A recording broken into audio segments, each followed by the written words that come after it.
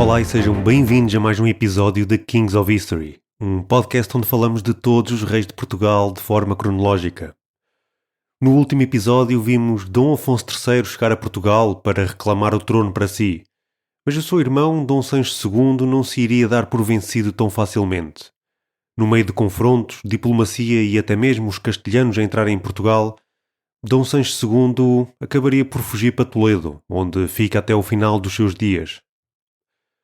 Neste episódio vamos ver bem de perto o foco do monarca português na reconquista de terras a sul e como este usou estas ações para gerir de forma benevolente os senhores do seu reino, mesmo aqueles mais difíceis. Iremos terminar com novos avanços nas fronteiras entre Portugal e Castela.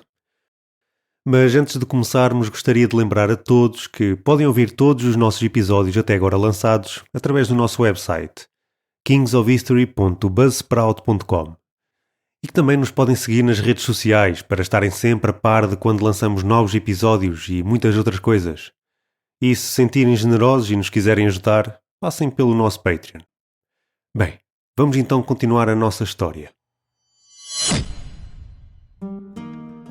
Vamos então começar este episódio na altura em que Dom Afonso III já está consolidado no trono.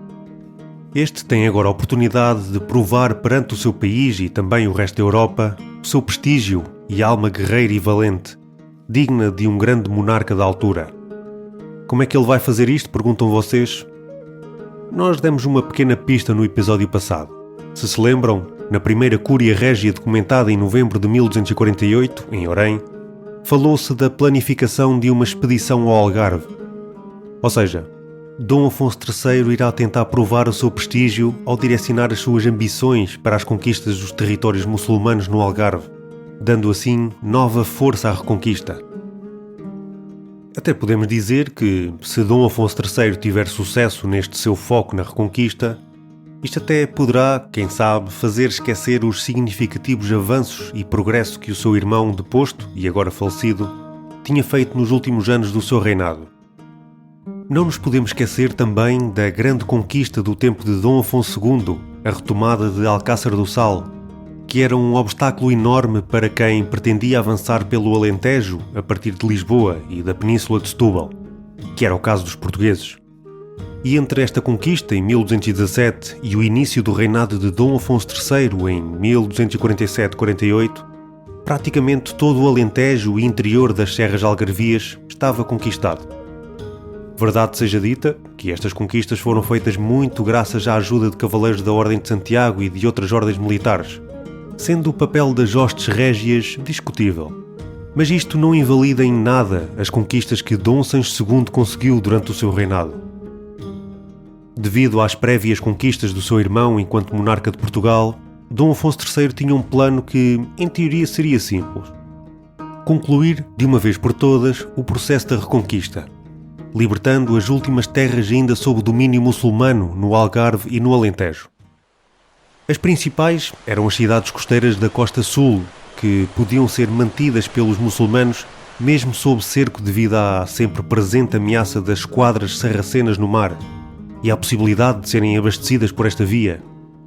Caso o monarca português consiga assegurar o controle total sobre as terras em todo o território português, poderia então reorganizar e redistribuir essas terras entre os senhores que o apoiavam, obtendo para si não só um grande prestígio, como também grandes riquezas. Como já falámos há pouco e no episódio anterior, em novembro de 1248 a Cúria reúne-se em Orém. É possível que esta reunião tenha acontecido entre 23 a 30 desse mês, no rescaldo da conquista de Sevilha por parte de Fernando III de Castela, numa altura em que o Al-Ándalus já estava muito numa profunda crise. Não podemos negar que a conquista de Sevilha foi um marco muito importante neste processo. Isto porque ajudou muito nas ambições de Dom Afonso III de conquista para sul, dado que a impenetrável cidade de Sevilha, que era a capital dos almohadas na península, substituindo Córdoba, protegia muitos outros pequenos polos e cidades, mas agora nas mãos dos cristãos, esses polos seriam potencialmente mais fáceis de conquistar. Dom Afonso III dá a conhecer, nesta cúria, a sua vontade de rumar à região do Algarve, pedindo o seu apoio a homens prontos para batalhar, visto que passou o último ano a recolher impostos exatamente para esse efeito. Podemos dizer que, para além do objetivo de reconquistar terras aos muçulmanos em nome da Santa Sé, existiam também outros motivos para esta ambição de Dom Afonso III em conquistar o Algarve. Como já vimos nos episódios anteriores, a vinda de Dom Afonso III para Portugal para ocupar o trono do seu irmão foi relativamente bem vista por muitos dos nobres portugueses. Mas também vimos que haviam aqueles que se mantiveram ao lado de Dom Sancho II e não viam com bons olhos esta chegada do Conde de Bolonha para Portugal. Dom Afonso III, sabendo perfeitamente que ainda existiam nobres que não estavam agradados com esta situação da transição do trono, pensou que, ao canalizar estas restantes forças potencialmente hostis dentro do seu reino contra um mal maior, que seriam os sarracenos, fazia com que a tensão entre o monarca e os seus senhores, principalmente os do norte e interior, aliviasse. Para além disso, Dom Afonso III, ao conquistar novas terras a sul, poderia muito bem presentear estas terras a estes mesmos senhores feudais, de forma a mitigar qualquer tensão que ainda fosse sentida entre estes e o monarca. E mais, ao oferecer estas terras a senhores do seu reino, Dom Afonso III fazia com que estas novas terras conquistadas fossem populadas, garantindo assim a sua contribuição financeira com impostos e também a jurisdição sobre as mesmas. Tudo isto daria ainda mais prestígio ao monarca português.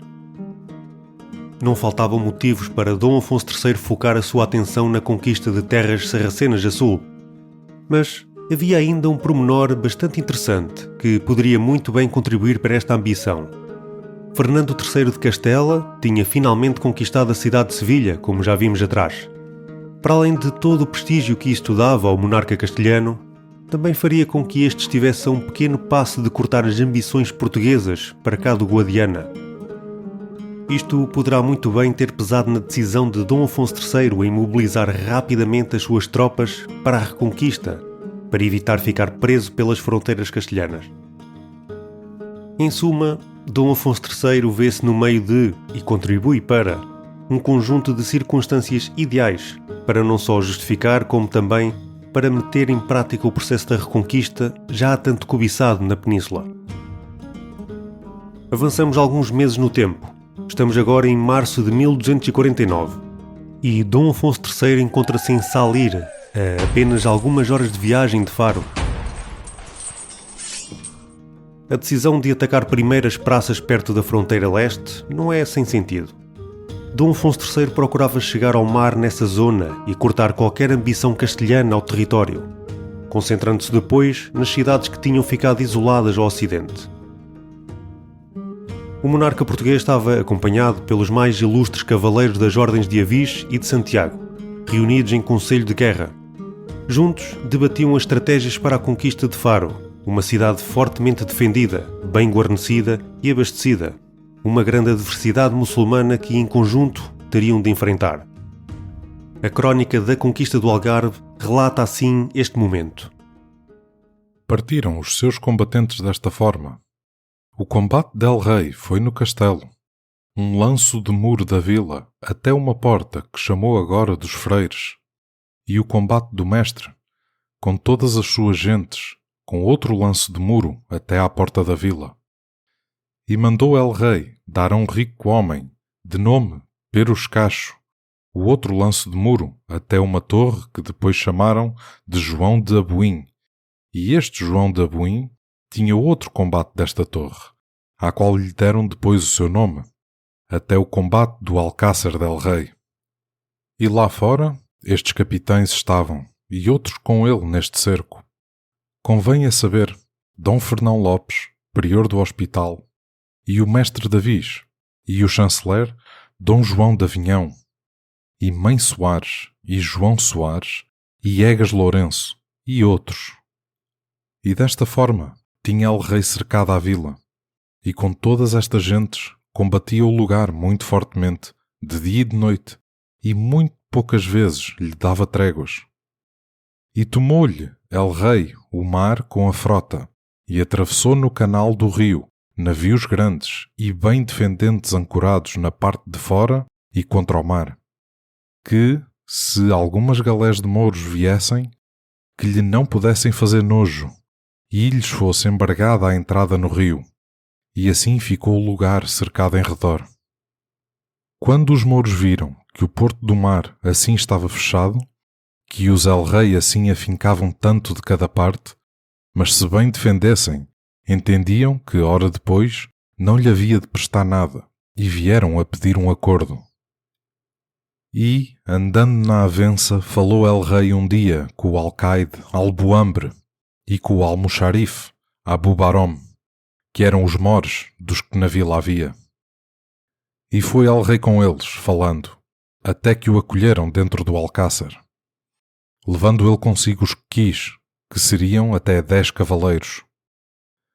E o alcácer foi livre dos mouros, e buscado todo pelos cavaleiros de el-rei, que não ficou com eles gente nenhuma, salvo estes 2 mouros que já dissemos.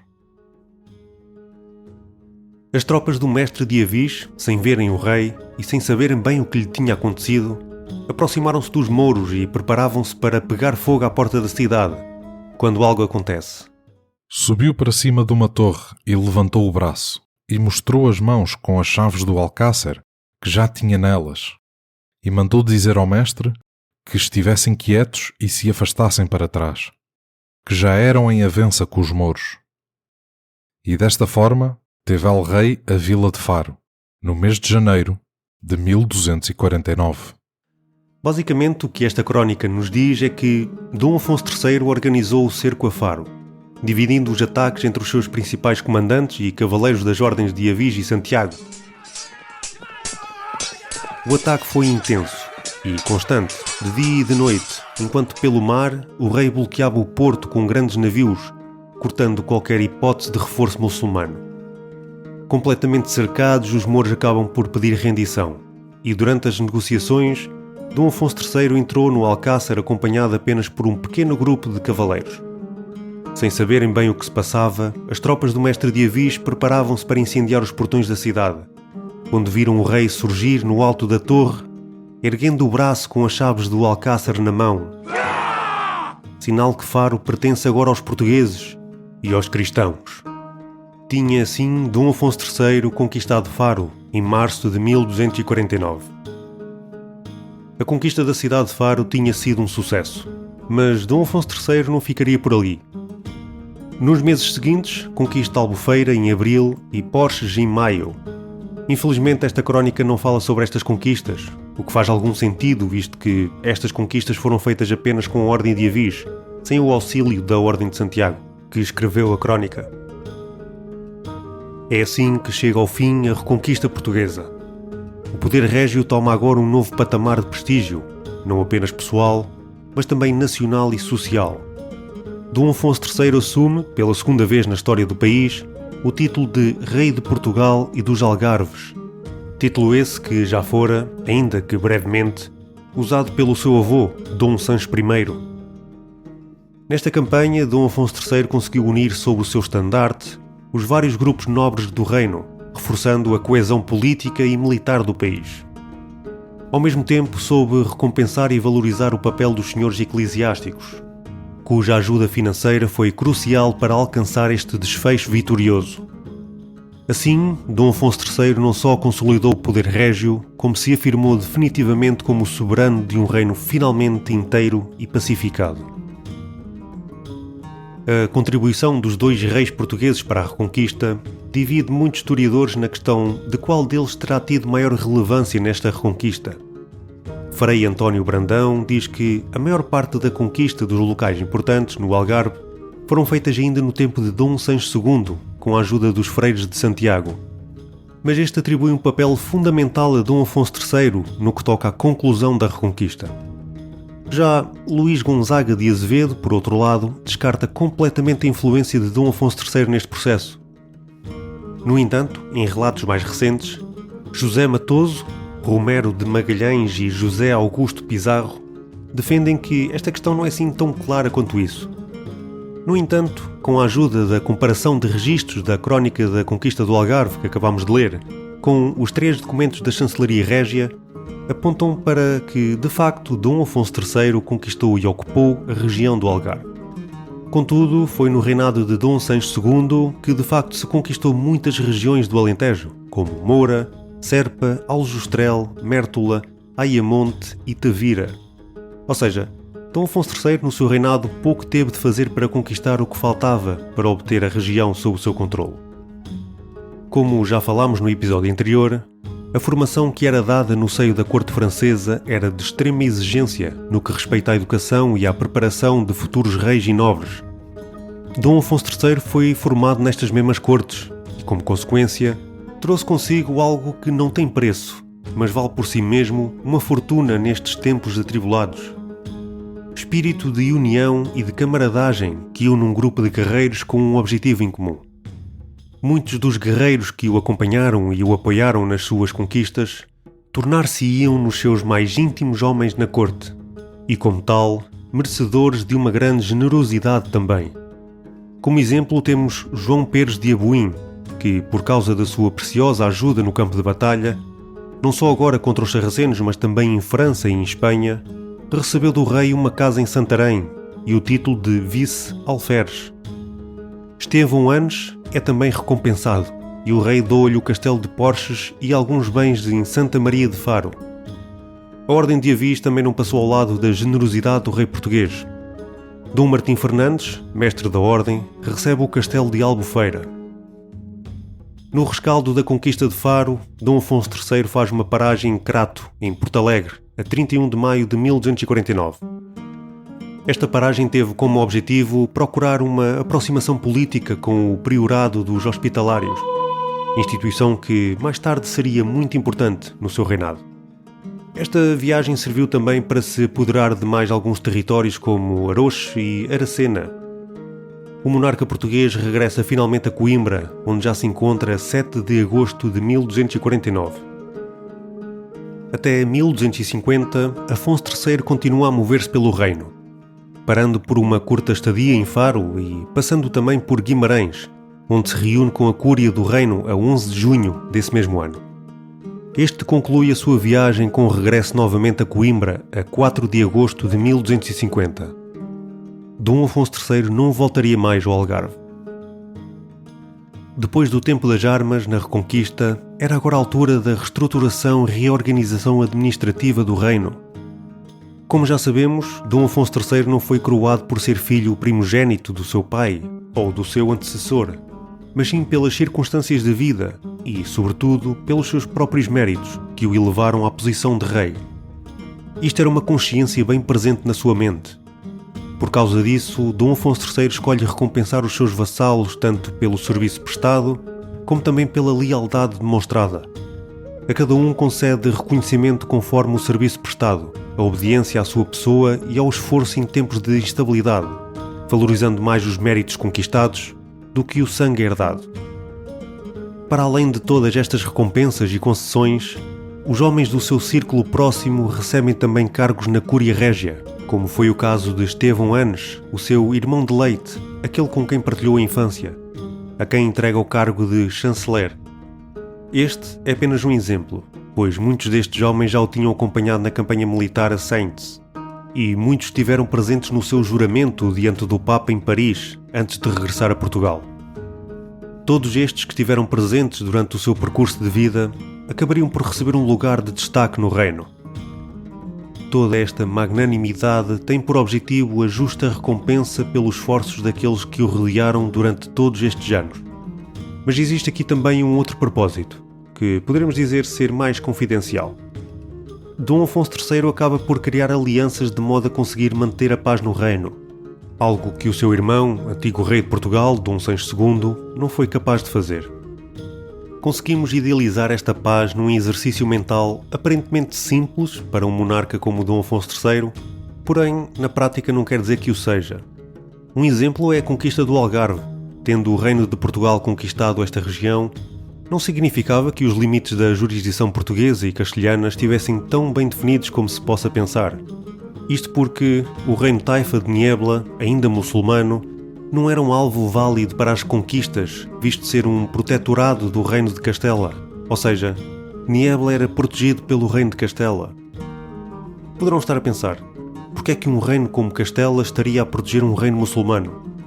Bem, no fundo, tudo isto tem como explicação estratégia política. Neste caso, o reino Taifa de Niebla tinha todo o gosto em ser protegido por um colosso cristão na Península Ibérica, como era o caso de Castela. Isto porque esta dependência ao reino cristão era na verdade a única máscara de oxigênio que este reino Taifa tinha para conseguir sobreviver na Península Ibérica, visto que o outrora gigante e imponente Império Almohada apodrece internamente a olhos vistos. Mas afinal, que vantagem teria Fernando III de Castela em tornar-se protetor de um reino Taifa? A explicação é simples. Tratava-se de uma estratégia. Ao assumir esta posição, o rei castelhano conseguia bloquear o avanço dos outros reinos cristãos da península na conquista de territórios muçulmanos, impedindo estes de conquistar territórios em zonas que poderiam barrar a futura expansão de Castela. E essa preocupação não era infundada. O próprio Dom Sancho II de Portugal já tinha conseguido penetrar a região algarvia, mostrando que as fronteiras na península eram bastante voláteis e as de Castela não eram exceção. O infante Afonso de Castela, o futuro Afonso X, interveio diretamente na região procurando a submissão deste reino Taifa. E há muitos historiadores que defendem que é mesmo a ação deste Afonso de Castela que submete Niebla, muito à margem dos desígnios e intenções do próprio Fernando III. Afonso de Castela veria com bons olhos a integração do território no seu futuro reino, porque a Taifa de Niebla era, em 1248, senhora nominal dos territórios do Algarve e do Alentejo, ainda em poder dos muçulmanos. Ou seja, fazendo de Niebla seu estado vassalo e conseguindo do seu rei o juramento de que, à sua morte, todo o território passaria para a coroa castelhana. O que acabou por acontecer? Afonso acabaria por conseguir expandir para o ocidente, cortar de Portugal o acesso à costa sul e garantir para si as ricas cidades algarvias, que eram as mais prósperas do Al-Ándalus, entre Cádiz e Cabo de São Vicente. Por isso mesmo, vendo Afonso III de Portugal avançar, Afonso de Castela terá posto o seu plano em marcha. Segundo alguns historiadores, isto provocou uma reação irada e armada de Dom Afonso III de Portugal, que fez com que ocupasse em 1251 as praças de Aroche e Aracena. Porém, esta ação do monarca português é ainda hoje debatida, dado que se desconhece o itinerário do rei durante o ano. E como tal, isto é apenas uma hipótese que os historiadores colocam.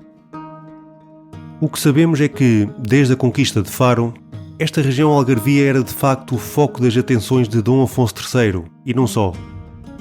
Apesar da pouca documentação existente, o ano de 1252 foi um ano em que o governo português passou quase exclusivamente dedicado à resolução de problemas a sul. Para além disso, este ano é marcado pela ascensão de Afonso X de Castela ao trono. Devido a esta falta de documentação, não podemos afirmar com certeza o que se passou.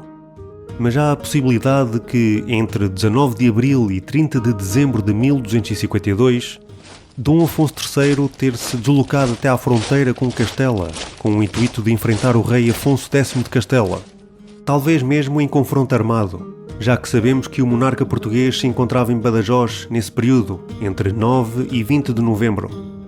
Algum conflito diplomático ou militar terá certamente ocorrido, pois foi necessária uma intervenção papal para acalmar as tensões, com Afonso X e o Papa Inocêncio IV a trocarem correspondência. O monarca castelhano chegou mesmo a incluir na sua titulatura a linha Rei do Algarve, algo que os reis espanhóis nunca mais deixaram de usar e que ainda hoje em dia o rei Filipe VI de Espanha usa como título honorífico, mas sem efeito prático. E isto também explica porque é que, ao contrário de outras conquistas portuguesas que foram simplesmente adicionadas ao território português, sem qualquer adição de título, o Algarve permaneceu juridicamente como um reino separado até 1910 e à queda da monarquia. É como quem diz, o rei de Portugal também é rei do Algarve, caso algum monarca espanhol mais esquecido venha a pensar que Portugal já não reclama aquele território e se ponha com umas ideias peregrinas de expansionismo. Mas, ao contrário de outros reinos que existiram dentro da coroa de Castela ou de Aragão, que tinham foros e jurisdições distintas uns dos outros, como por exemplo o reino de Múrcia ou de Leão em Castela, ou o reino de Valência ou de Maiorca para Aragão, o Algarve nunca teve leis ou costumes distintos dos de Portugal, e esta separação nunca significou uma autonomia jurídica. No final deste conflito, Dom Afonso III de Portugal recebe uma resposta do Papa que declara: a dita terra do Algarve, conforme reivindicas, pertence-te e faz parte do teu reino. Como resultado desta mediação papal, foi firmado um acordo entre Dom Afonso III de Portugal e Dom Afonso X de Castela, em Chaves, em maio de 1253. O que faltava conquistar na Taifa de Niebla passaria para Castela, como acordado entre o rei muçulmano e o ainda infante castelhano. Já o que tinha sido conquistado por Dom Afonso III teria um destino diferente, mas já lá iremos. Nesse mesmo mês, no dia 20, vemos algo importante a acontecer. Dom Afonso III de Portugal, com a bênção papal, termina o casamento com a sua mulher, Dona Matilde de Bolonha, e casa-se com Beatriz, filha ilegítima de Afonso X. Esta separação não deve surpreender ninguém. Afinal, o casamento de Dom Afonso III ainda não tinha gerado descendência, e as diferenças de idade entre o casal eram significativas.